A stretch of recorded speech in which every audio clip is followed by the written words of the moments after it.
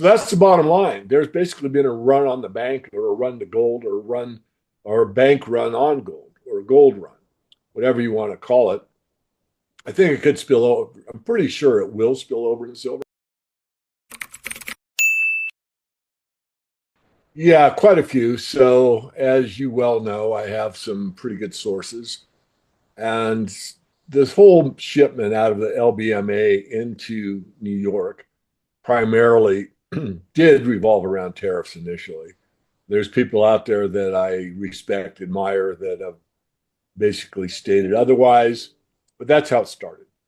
So the reason being is that no one was sure of a couple things. One, if the tariffs were really going to be imposed. Secondly, whether they applied. Would they apply to commodities or not? People were thinking that they weren't going to apply to commodities. But rather than guess, the best thing to do would be to ship gold that could be uh, encumbered by a tariff into New York before the deadline, which was the 1st of February 2025. So that was the beginning of it. But what happened along the way is it became apparent after a while that the gold deliveries were not being met in a timely manner. Now, if you buy metal at the spot market, it refers to on the spot. Now, in the futures market, you can take a spot contract and it takes a few days to clear before you get your metal. Well, the problem was that in the spot market, it wasn't being delivered on the spot.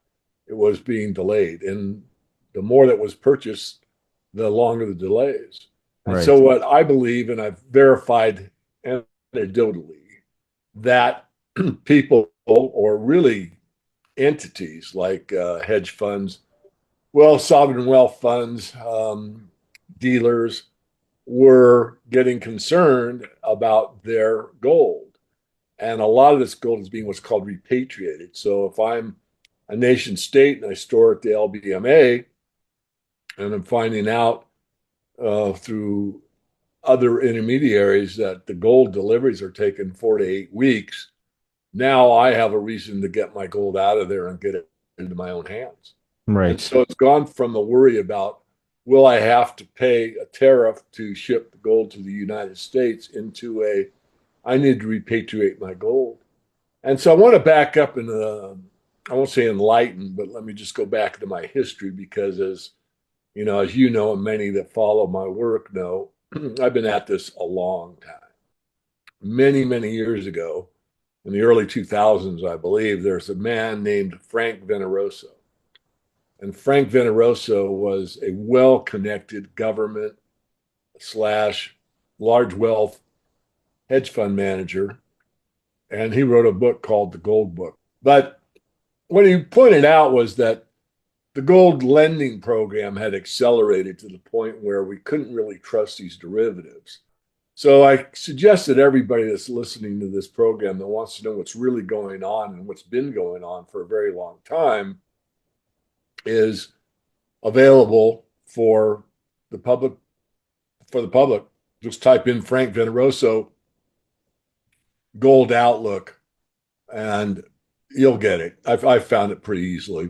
So what happened was, gold is sitting in vaults. It's not earning any interest. So the intermediaries, so the central banks, loan the gold to bullion banks. Well, bullion banks aren't going to hold that gold and pay storage fees on it. So what they did was they sent it to the market, bought it, excuse me, sold it, and got cash for it. And the cash could be used to buy T-bills, for example. So if the gold loan was 1%, which what it was in those early days, so you're buying something for 1%, you're selling it into the market, and now you can take that cash and get 6%. You've got a 5% spread, and that works all day long. The only problem you have is a price risk.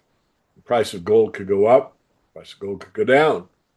And you mitigate that price risk by going into the forwards market. So either the futures market, which is regulated, or the forwards market, which is actually bigger, which is the same as the futures market in most aspects, except it's private.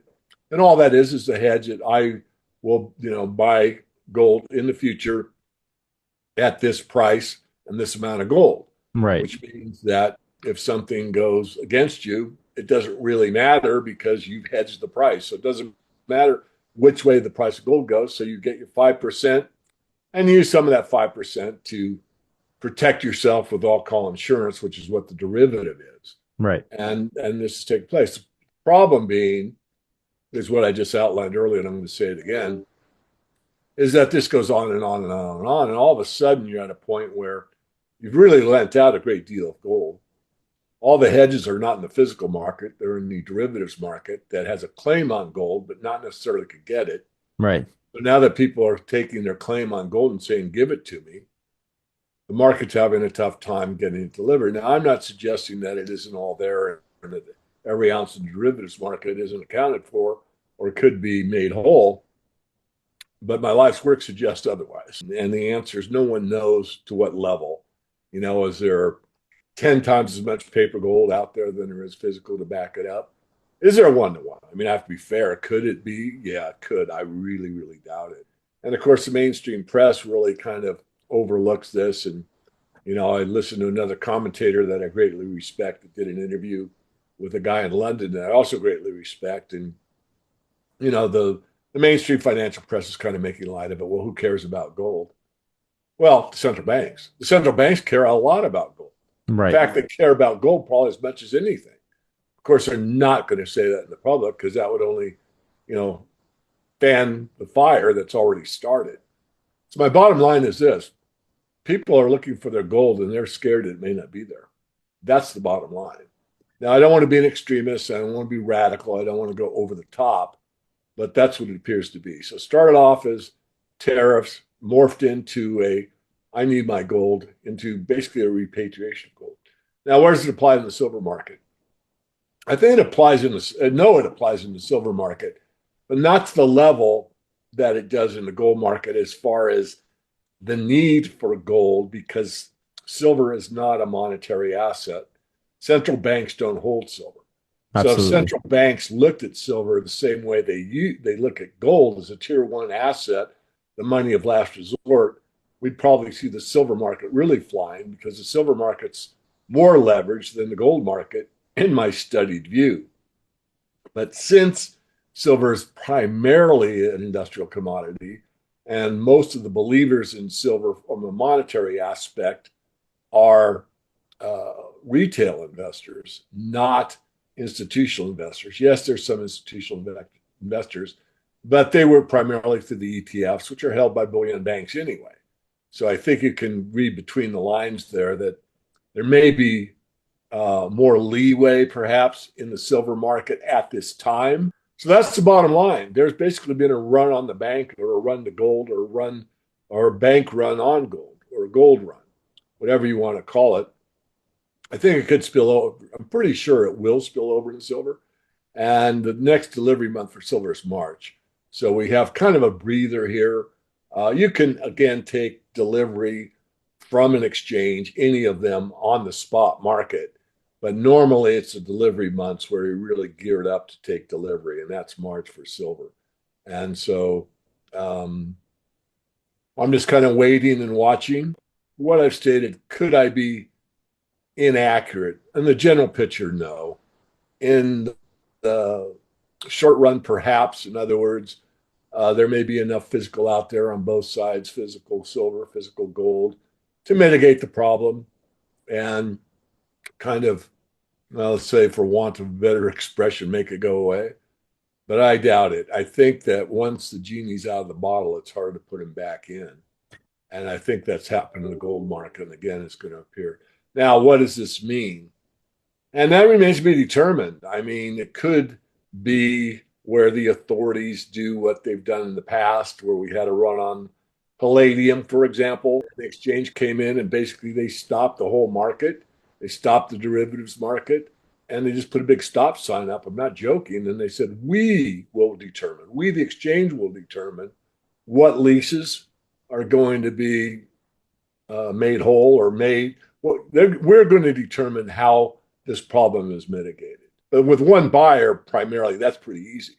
But when you got a bunch of banks and nation states saying, "Hey, I'm this country, I'm that country, my gold back," you got Yeah. a bigger, much bigger problem.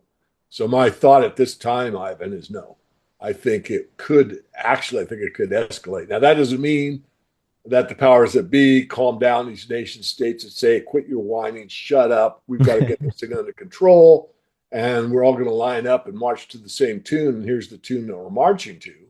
That's what I expect to take place. But I think you can read between the lines that just because you get a happy face out there and some authority figure that tells you, guys like me are full of it and we don't know what the hell we're talking about, trend has begun and it hasn't ended yet. So I think it will continue. And that's why the last question is so important. If I'm right, and I believe I am, then someone's going to have to stand up, or someone's, and they're going to have to make a statement and make it brief, perhaps vague, and mitigate the problem, at least get ahead of the narrative. And the more that they really deny it, the more the trend could accelerate. Because if you're a nation state and you've got all of your gold at the LBMA and they're telling you 8 weeks, are you going to believe them? No. I mean, you might say, well, the 8 weeks go by and it's, 8 more weeks or whatever. So there could be a scramble. What's interesting is this is basically on the institutional banking level, and retail really hasn't caught on. And so I think, and this again, think that perhaps the retail market has been mitigated not by the need for gold or the understanding of gold, but the price of gold. I've always said for years, and I think we've talked about this in one of the earlier interviews, that, I've said two things. One, that gold will get so high a price that the average person can't afford it, so they'll move to silver because it's cheaper. And that's where I think we could be. People that are in early or bought gold at all the way up to say 2,500 are like, you know what, I'm holding it, but I don't need to buy. And the people that might want to buy, they're saying, you know what, I've got, 7 grand in my checking account. That's all I've got available. I need to keep some buffer in cash. And do I really want to go down to the coin dealer and put down 4 grand and keep 3 in my bank account and buy a gold coin? I don't know. I don't know. So No, that's my guess. But I think that's the reason for the retail market isn't out of neglect of intellectual concern over the financial system getting further stresses. I think it's just a price factor.